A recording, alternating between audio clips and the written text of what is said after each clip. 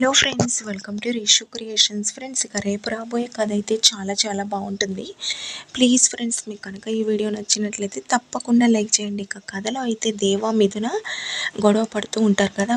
వీళ్ళ మాటలన్నీ తలుపు చాటు నుంచి ఇక కాంతం శ్రీరంగం అయితే వింటూ ఉంటారు.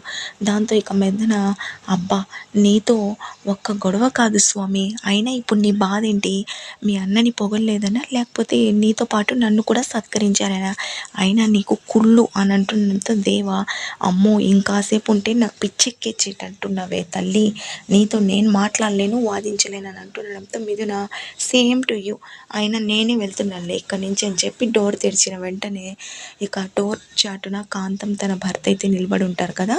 ఇక అలా డోర్ మిథున తెరిచిన వెంటనే కాంతం అయితే అమాంతంగా మిథున కాళ్ళపైన పడుతుంది. దాంతో ఇక మిథున, ఏంటక్క నా కాళ్ళపైన పడ్డావు, ఏమైంది అని అంటుంటే ఇక కాంతం, నేనెందుకు నీ కాళ్ళపైన పడతాను అని అంటుంది. దాంతో మిథున, అంటే తలుపు చాటున దొంగచాటుగా మా భార్య భర్తల మాటలు వింటున్నావా అని ఉంటుండడంతో, ఓమయ్య అమ్మమ్మో నాకేం అలాంటి అలవాట్లేవమ్మా, ఏదో పెద్ద శబ్దం వస్తుండడంతో ఏంటని చూస్తున్నాను, అంతలోనే నువ్వు డోర్ తెరిచావు, చెప్పండి పక్కనే ఉన్నారు కదా అని అంటుండడంతో, అవును అవును తనేం చెప్తే అవునవును అదే కరెక్ట్ అని అంటుండడంతో ఇక దేవ వచ్చి, ఏంటన్నయ్య నీ భార్యకి నువ్వు సపోర్టా, అయినా ఏంటన్నయ్య ఇది అని అంటుండడంతో, ఏంట్రా నువ్వు కూడా, మాకేం అలాంటి అలవాట్లేదు, పదకాంతం మనం వెళ్దామని అక్కడి నుంచి వెళ్ళిపోతారు.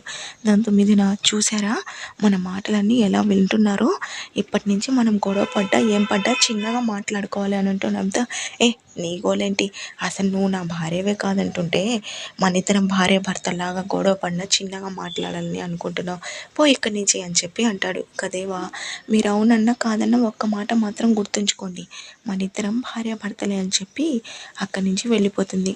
ఆ తర్వాత ఇక మిథున వాళ్ళిద్దరిని సత్కరించడం, పూలలు వేయడం, ఫోటోలు తీయడం అవన్నీ తలుచుకుంటూ చాలా హ్యాపీగా ఫీల్ అవుతూ త్వరలోనే దేవతనని భార్యగా ఒప్పుకోవాలని దేవుడికి దండం పెట్టుకుంటూ ఉంటుంది.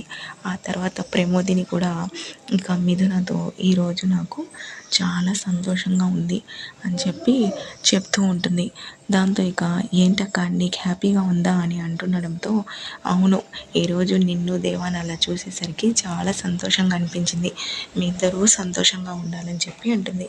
దాంతో మిథున, థ్యాంక్స్ అక్క, నువ్వైనా నన్ను అర్థం చేసుకున్నందుకు అని చెప్పి చెప్తూ ఉంటుంది. ఆ తర్వాత ఇక వాళ్ళ అత్తయ్య కూడా మిథునతో ప్రేమగా మాట్లాడుకుంటూ ఉండడంతో ఇక మిథున అయితే వాళ్ళ అత్తయ్యలో మార్పు కూడా కారణం ఏంటని ఆలోచిస్తూ, అత్తయ్య మీరు నన్ను మీ కోడలిగా ఒప్పుకుంటున్నారా అని చెప్పి అంటుంది. దాంతో ఇక వాళ్ళ అత్తయ్య సైలెంట్గా వెళ్ళిపోతుంది.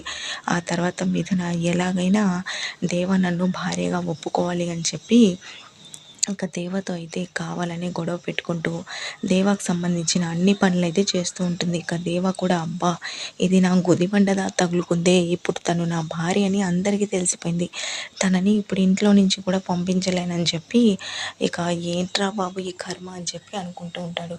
ఇక మిథున అయితే రాత్రి కూడా డాబా పైకి వెళ్ళి దేవ పక్కన బెడ్ పక్కనైతే పడుకుంటుంది. దాంతో ఇక, ఏంటి నా పక్కన వచ్చి పడుకున్నావు అని అడుగుతుంటే, భర్త పక్కన భార్య పడుకోక ఇంకెక్కడ పడుకుంటుంది, అయినా అప్పుడంటే మన ఇద్దరం భార్య భర్తలని ఎవరికి తెలీదు, ఇప్పుడు అందరికీ తెలిసిపోయింది కదా, ఇక మీదట నేను కింద మీరు పైన పడుకోవడం అవసరం లేదు, మన ఇద్దరం ఒకే చోట పడుకుందాం, అయినా మీకు మీ పైన ఆ మాత్రం నమ్మకం లేదా అని అంటుండడంతో, ఏం మాట్లాడుతున్నావు, నేను నిప్పు అని అంటున్నాడు. మరి అలాంటప్పుడు భయపడ్డం ఎందుకు, పడుకోండి అని చెప్పి ఇక మిథున అంటూ ఉంటే ఇక దేవ ఏం చేయాలో తెలియక, నేను అటువైపు తిరిగి పడుకుంటాను, నువ్వు ఇటువైపు తిరిగి పడుకో అని అంటుండడంతో మిథున చాలా హ్యాపీగా అయితే నవ్వుకుంటూ ఉంటుంది. ఫ్రెండ్స్, ప్లీజ్ ఈ వీడియో నచ్చితే లైక్ చేయండి. Thank you for watching.